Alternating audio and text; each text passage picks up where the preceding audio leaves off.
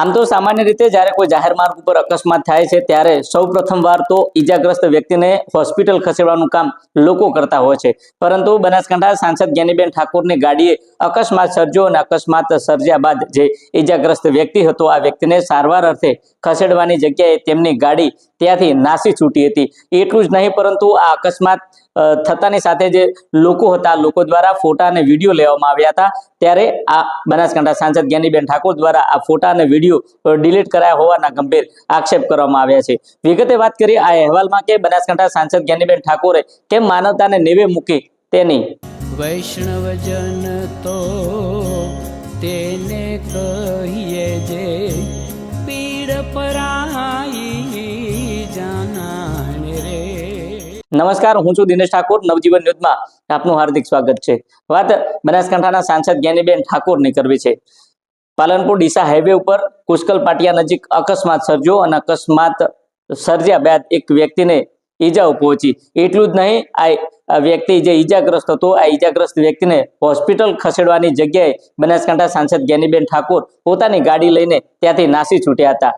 સ્થાનિક લોકોનું કહેવું છે કે 3 વાગ્યાના સુમારે કુશકલ પાટિયા નજીક અકસ્માત સર્જ્યો અને અકસ્માત સર્જતાની સાથે ઘટના સ્થળે લોકોના ટોળે ટોળા ઉમટ્યા હતા। જોકે લોકો દ્વારા આ અકસ્માત સર્જનાર જે ગાડી હતી આ ગાડી તેના ફોટા અને વિડીયો લેવામાં આવ્યા હતા, પરંતુ આ ફોટા અને વિડીયો લેતી વખતે ગાડીમાંથી બનાસકાંઠા સાંસદ જ્ઞાનીબેન ઠાકોર દેખાયા હતા। જોકે જ્ઞાનીબેન ઠાકોર ગાડીમાંથી નીચે ઉતર્યા, પરંતુ આ ઈજાગ્રસ્ત વ્યક્તિને સારવાર માટે ખસેડવાની જગ્યાએ તેમના જે ફોટા અને વિડીયો લીધા હતા તે વિડીયો અને ફોટા ડિલીટ કરવાનું કામ બનાસકાંઠા સાંસદ જ્ઞાનીબેન ઠાકોરે કર્યું હતું। જોકે આ તમામ બાબત છે, આ તમામ બાબતને લઈને ઈજાગ્રસ્ત જે વ્યક્તિ છે તેના ભાઈ શું કહી રહ્યા છે તે પણ તમે સાંભળો। 3 થી 3:30 વાગ્યા પુષ્કલ જે ઘટના બની હતી, અકસ્માત સર્જાયો, એમાં ગાડી હતી જ્ઞાનીબેનની, એમાં પોતે જ્ઞાનીબેન પણ હતા। એમાં મારા ભાઈને એક્સિડન્ટ થયો હતો, એ ટક્કર મારીને બેહોશ થઈ ગયો, 3 કલાક જેવો હોશમાં હતો। એ પણ જ્ઞાનીબેન પોતે હતા, ઉતર્યા નહીં તો સિવિલ હોસ્પિટલને દ્વારા નહીં ખસેડવામાં આવ્યા ને એ દિવસે તો સાથમાં કોઈ માણસ પણ મેકવામાં આવ્યો હતો। એ લોકો પછી બીજા દિવસે આવ્યા તો નહીં તો ટ્રીટમેન્ટ એ લોકોને શરૂ કરવાઈ, આજે આયા પણ લેખીને મળીને જતા રહ્યા હતા।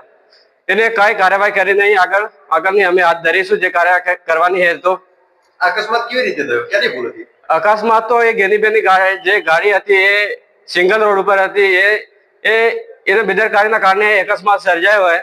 એ અમે જોઈ તો છોકરાને પણ વિડીયો પણ બનાવ્યો તો જ્ઞાનીબેને વિડીયો પણ એ લોકોને ડિલીટ કરાયા, ફોટા પણ ડિલીટ કરાયા ઉતરીને, એવું કહેવામાં આવે છે। તમારી બેની કન્ડિશન કેવી છે? અત્યારે તો થોડી બહુ ખરાબ છે, લેકિન જો સારવાર થઈ જતો હશે। શું માંગો તમારે? તમારે શું માંગ છે? તમારે શું માંગ છે? हमारी जो ट्रीटमेंट में मेरा भाई ठीक है, अच्छा हो जाएगा ना तो ठीक है। इससे मेरा नाम है मानसा नरसाभाई।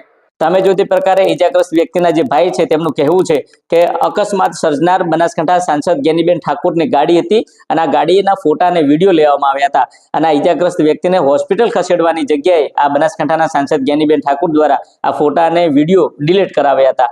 એટલું જ નહીં પરંતુ સારવાર માટે ખસેડવાની જગ્યાએ ત્યાંથી તેમની ગાડી સાથે તેમ જે લોકો હતા લોકો ત્યાંથી નાસી છૂટ્યા હતા, પરંતુ જે બીજા દિવસે ખાલી નમૂના તરીકે આ હોસ્પિટલ ખાતે સમાચાર પહોંચ્યા હતા। પરંતુ સવાલ એટલો છે કે એક બાજુ બનાસકાંઠા સાંસદ જ્ઞાનીબેન ઠાકોર માનવતાની વાત કરે છે, પરંતુ ક્યાંક ને ક્યાંક આજે આ સાંસદ માનવતાને નેવે મૂકી હોય તે પ્રકારની ઘટના સામે આવી છે। ત્યારે સવાલ એટલો છે કે એક બાજુ માણસાઈની વાતો કરે છે, માનવતાની વાતો કરે છે, પરંતુ પોતે જાણે આ માનવતા અને જે માણસાઈ છે નેવે મૂકી હોય તે પ્રકારની ઘટના સામે આવી છે। ત્યારે જોઈએ આવનાર સમયમાં અકસ્માતને લઈને બનાસકાંઠા સાંસદ જ્ઞાનીબેન ઠાકોર સામે કેવી કાર્યવાહી થશે તે તો આવનારો સમય બતાવશે।